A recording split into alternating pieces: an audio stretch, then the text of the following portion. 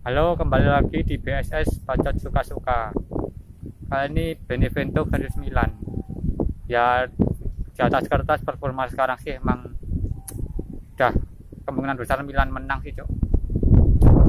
Milan di laga ini nggak pakai tim terbaik mereka. Di back kiri si Theo nggak main, akumulasi kartu diganti sama Dalot. Di sayap kanan si Sael Melkers nggak main, diganti sama Brahim Diaz. Di tengah Mael Benancer nggak main, diganti Tohari. Tapi untungnya si Kejair ini masih udah kembali jadi main lagi. Ini belakang mereka aman. Tapi kalau nggak ada pun si Carlo juga tampilnya oke sih itu beberapa laga. Awal laga Milan ya main gitu, ini tengah mereka nggak jalan sama sekali.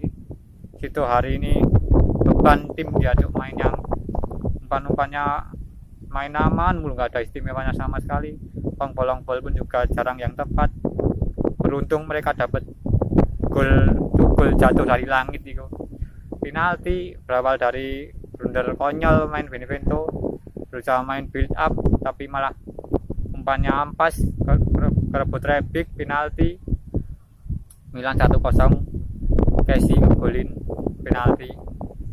Setelah itu ya Milan masih hancur-hancuran tuh. Benevento pressingnya juga lumayan oke sih, sebenarnya nggak oke-oke banget sih, tapi ya lumayan lah ya.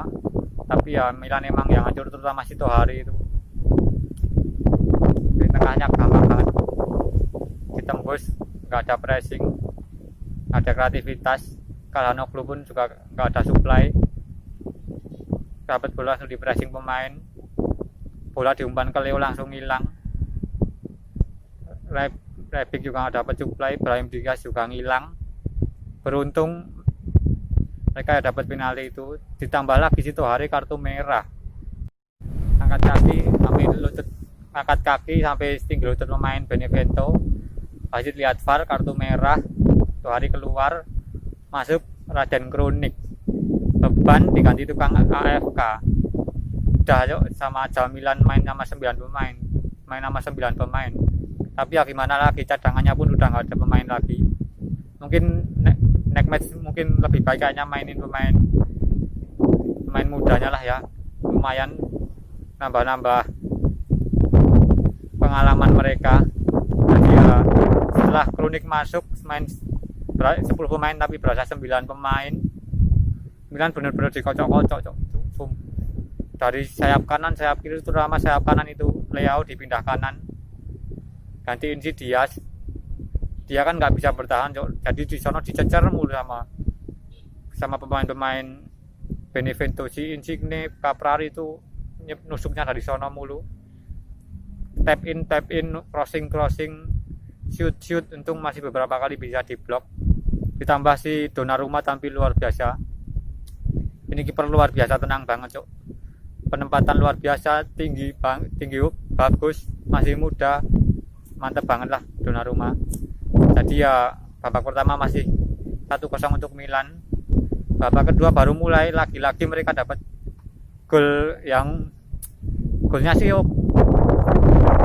sih cantik sih, tapi ya prosesnya dapat durian runtuh lagi mereka, Cok.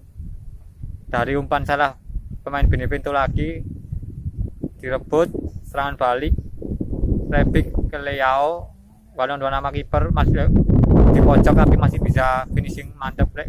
Leao ini soal skill emang nggak diragukan sih, tapi ya gitulah, Cok. Masalah stamina sama kerja kerasnya dia ampas banget, kayak orang teler kalau main, apalagi ekspresi mukanya itu loh.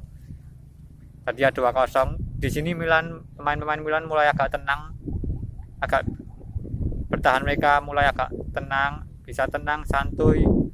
Nyerang pun juga kalau dapat bola juga bisa atur tempo.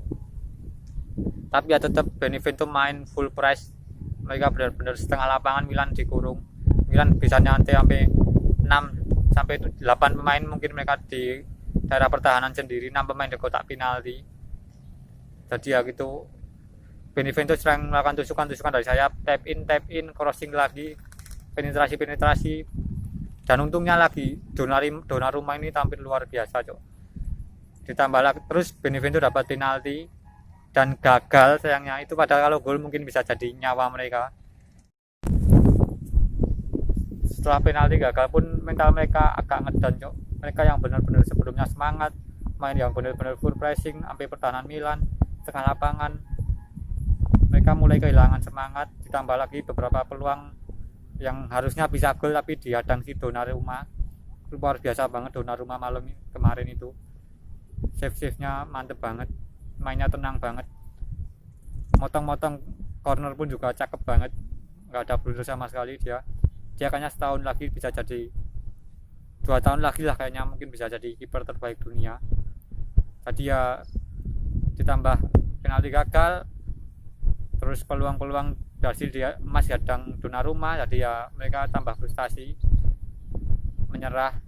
Milan mulai menit 80 itu Milan bisa ngimbangin si Benevento lagi karena mereka udah patah semangat.